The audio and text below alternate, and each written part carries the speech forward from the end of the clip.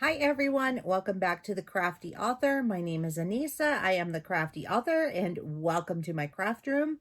Normally today would be Sewing Talk Tuesday, but we are going to wrap up the sampler quilt. This is going to be block number 12. This would have been the block that we would have done for December. But if you'll remember correctly, we are going to speed up the process so that you can have your quilts done in time for Christmas. So this is what we're going to do. I put out a poll to ask what you would like the last block to be. And a lot of you had mentioned that you wanted to learn how to make flying geese. So I have gone ahead and I have made a block making flying geese. So I'll just show it to you now. This is what it looks like. This is my practice block. There are several ways to make flying geese. I am going to show you the easiest way to make flying geese without having a special ruler to square it up. So we are going to get started right.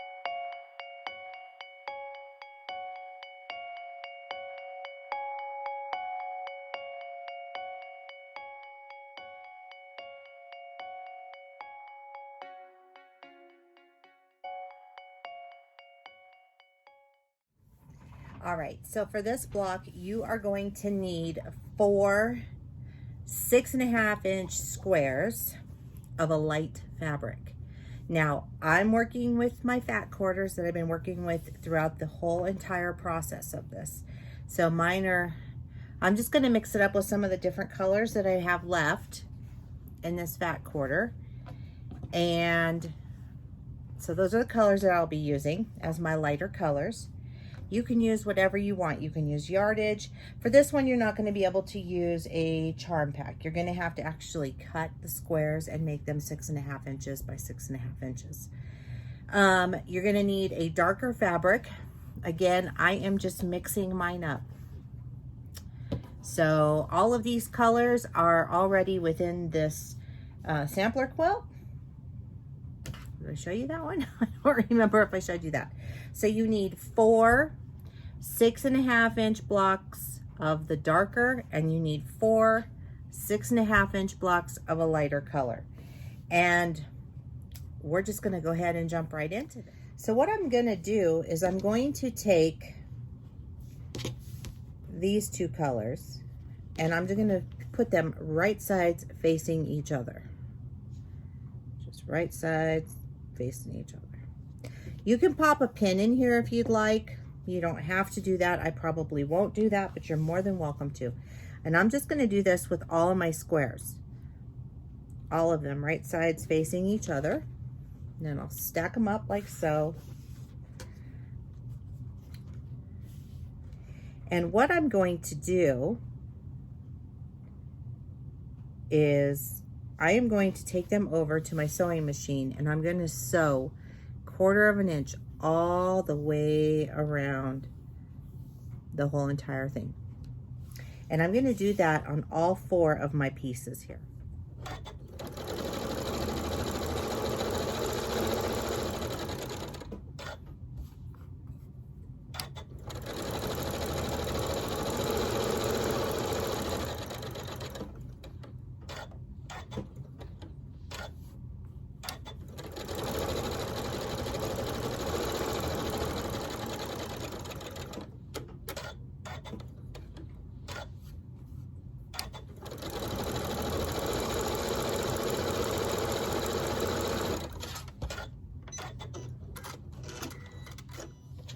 All right, so now if you have a mat that spins or turns, now is a good time to use that for this.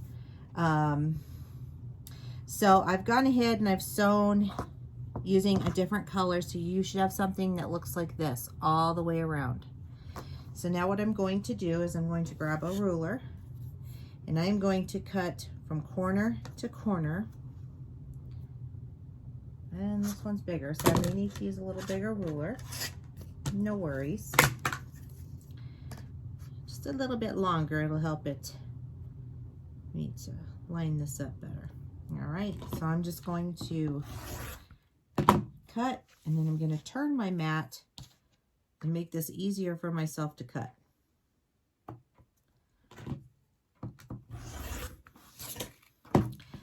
Now I have 4 pieces. This is going to make 2 of these blocks that we need. So it'll make this one and it'll make this one.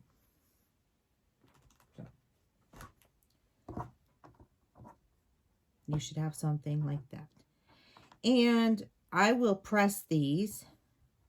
I'm going to finger press it for right now, just for demonstration purposes, but I will press these with my iron. All right, so we're going to square these up. And I am currently squaring these up to 4 by 4. And I am using a square ruler, a larger square ruler, in fact, and I actually prefer this ruler. It's just easier for me to measure with.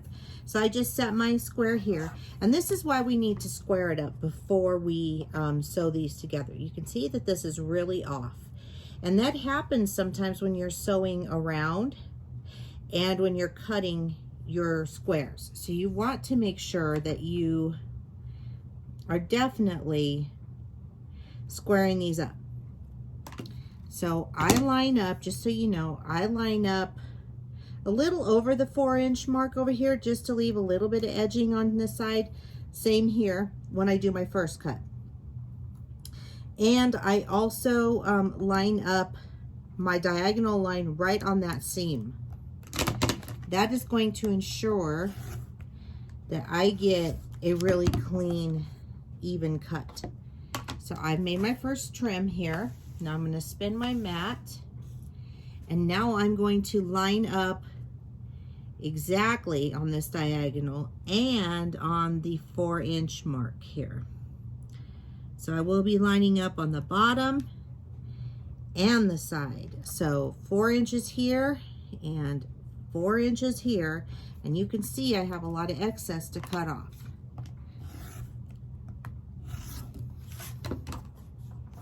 And now I have a perfect square. It's no longer crazy looking. So we are going to do that one more time just so you can see. Now, as you can see, this square is not as off. So this one will be easier to cut. And it'll probably have a whole lot less to deal with. So again, I'm just gonna line myself up on the diagonal, and I'm going to cut. I'm going to spin this. This is why this is great, because you don't have to move your mat, and you can just cut your piece, because you don't want to move your square around.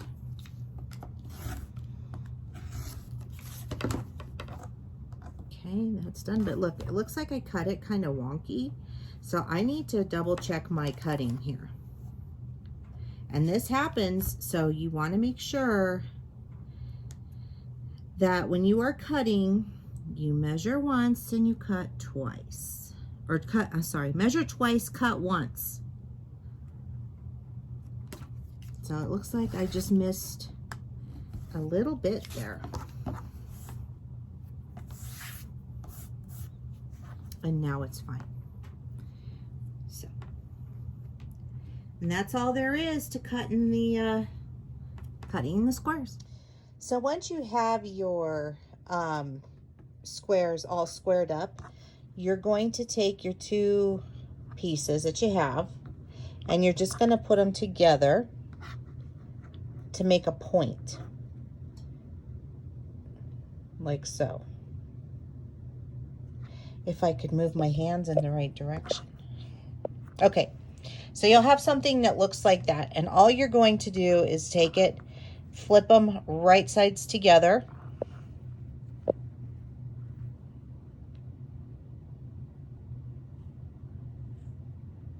you might want to pin it or clip it on the side here, and you're just going to sew 1/4 of an inch down. And I'm holding the camera while doing this, so it's a little screwy, but I would make sure that everything is matched up perfectly.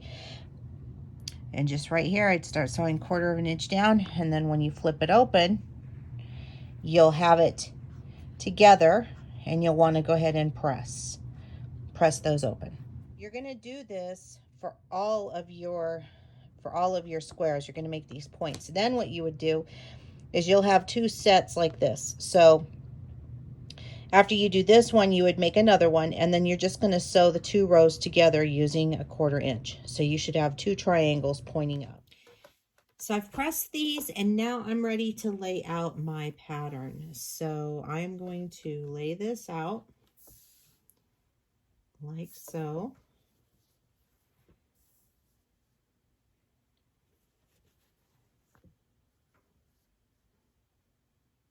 Just like that. And if you actually look at this pattern, you can actually see that there is a pinwheel right here in the center. So all that we do now is we take these two pieces and we put them together, right sides facing each other.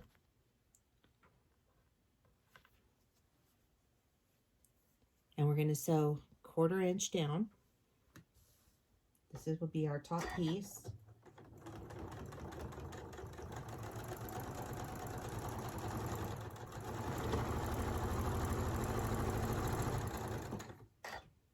I'm going to take these two pieces. This is my bottom.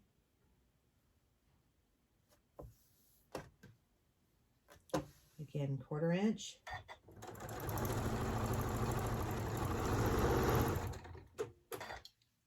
Just make sure those are lined up. Keep sewing.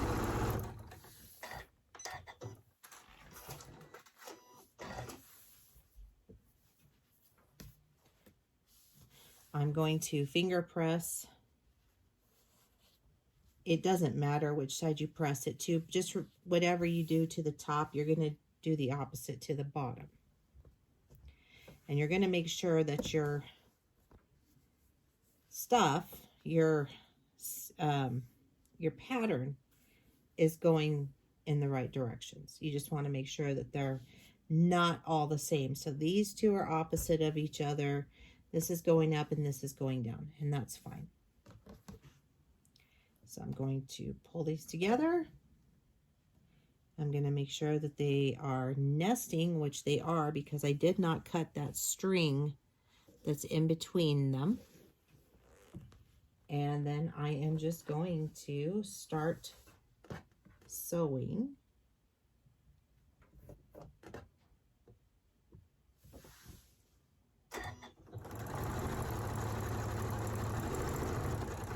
Using my 1/4 inch seam allowance here. I've already gone ahead and sewn that main seam there, so everything is good now.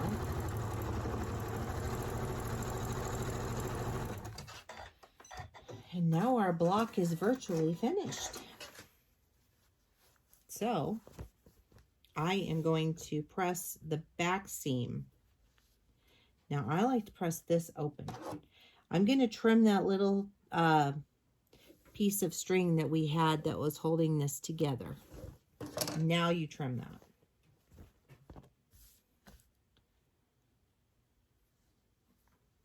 And like I said, I just press this seam open with my finger. Just press it flat. This just helps reduce the bulk of the seams. We have a lot of seams going here, so you don't want to have a lot of bulk here. And that's why I press them flat. So there we go. Now I will take this to the iron. I will press it flat. I will press it all over, and then we'll look at the finished product. All right, here's what we have. Our finished product. Da, da, da, da. And that is our flying geese block that turned out amazeballs, right? Super excited about it. And here's the other one. You can see the different patterns in them as this one is busy, but you can see so many different things within it. I see a friendship star in here. I see a pinwheel. I can see the flying geese. I see a lot in this one. This one, I see more of the flying geese. So it depends also on the fabric that you use. So if you want it to be crazy, then by golly, use crazy fabric, because I think it looks really cool. Anyway, I hope you enjoyed that. This concludes the sampler quilt box. We made it. Yay! You made all 12 of them if you followed along. Congratulations. Now you know how to make certain blocks. Also, I will be showing you how we square these up. I will be showing you how we add and subtract from them so that we can actually put the quilt together and you know how to square up your blocks with a design in them. Anyway, if you would like to follow me on social media, the links are down below in the description box.